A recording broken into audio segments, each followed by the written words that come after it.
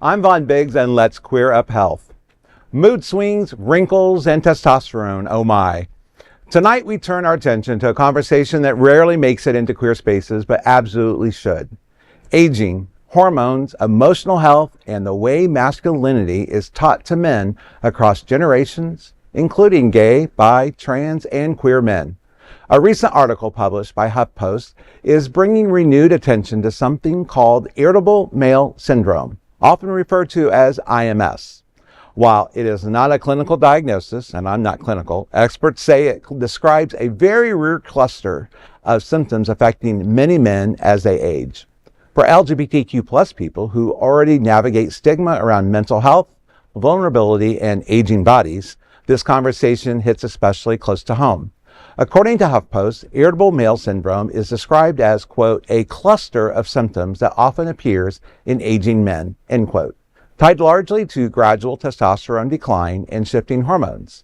The symptoms listed in the article include irritability, depression, low energy, cognitive fog, sleep disturbances, reduced libido, and changes in body composition.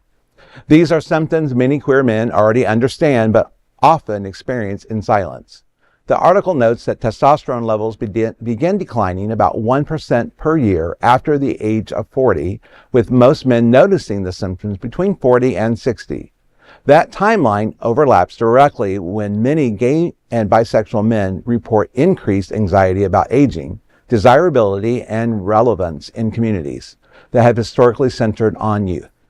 James Davis, a coaching psychologist, explains why IMS often goes unnoticed.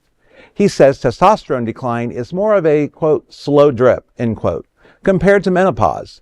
For LGBTQ plus men, that slow drip is layered with other pressures. A dating culture that prioritizes youth, healthcare symptoms that often lack cultural competence, and a generation of men who were taught that vulnerability is weakness. This article frames emotional changes as health issues deserving care, conversation, and compassion instead of character flaws. LGBTQ plus communities must be part of this conversation and not an afterthought. Well, in reading this article, one thing I thought about was, because, I was married for 32 years, so it was always, always heard about menopause. I'm like, okay, this is menopause, clearly, IMS, but we can all relate, I'm sure. They talk about us men when we have our midlife crisis, but when they start talking about the symptoms, I'm looking through those, and being the young 62-year-old that I am today, those symptoms are aging. They really are all those same symptoms we see when we're aging, but it's interesting that they're tying it to this. Yeah. Like you said, there really is a thing as menopause. Right. Yeah. It's not just menopause. Right. I've had irritability with men before, but I think it's a little different. Yes. I think this brings up the question, they talk about, the stigmas around, talking about mental health and talking about health in general.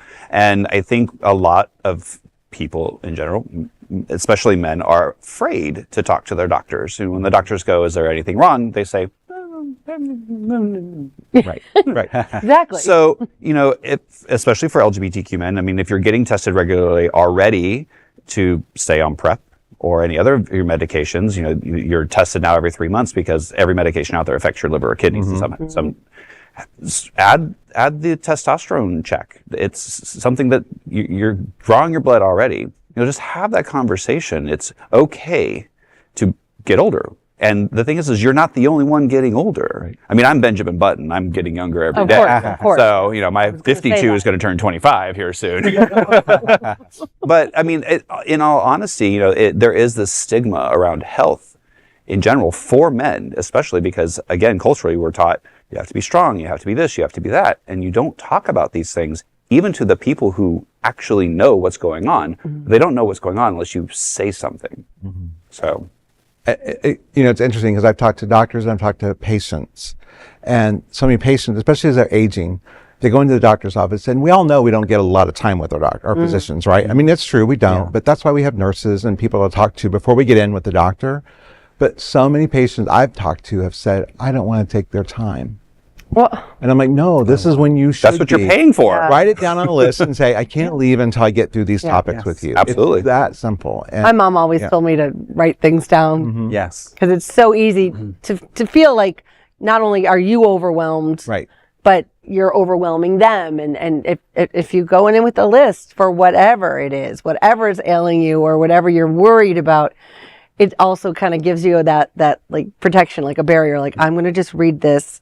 It's not as vulnerable if you have something. Only if you remember to take the list. Mom, I'm talking to you. Sorry about throwing you under the bus, Mom. No. Well, and a lot of people also, they are afraid, or they've been conditioned to say, well, if I bring up that, I have that itch behind my ear, it's going to turn into cancer. Or, because there's always this catastrophizing of symptoms that we've been kind of taught that doctors are out to get your money. Like, there's so many stigmas on so many levels.